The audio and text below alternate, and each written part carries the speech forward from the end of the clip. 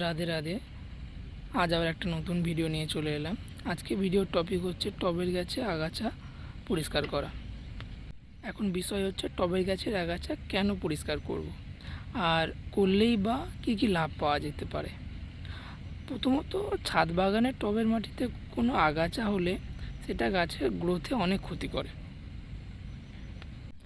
যে গাছটা লাগানো আছে, যেটা ফলও হতে পারে, ফুলও হতে পারে, সেটা পরিমাণ মতো পুষ্টি পাবে না। আর পরিমাণ মতো পুষ্টি না পেলে গাছে ফল এবং ফুল আসতে দেরি হবে বা হবে না। যেমন আমার ছাদ বাগানে ড্রাগন গাছ লাগানো আছে টবে, সেইগুলি পরিষ্কার করা হচ্ছে এখন। তো এই পরিষ্কার করার ফলে গাছের গ্রোথ এবং গাছে ফুল ফল তুলনামূলক অন্যদের তুলনায় অনেক বেশি হয়। এই ভিডিওটাতেই দেখুন আমার গাছের গ্রোথ ঠিক কী পরিমাণ আর কত সুন্দর দেখতে হয়েছে। গাছগুলি আমার কত সুন্দর লাগছে। এগুলো 8 মাসের গাছ।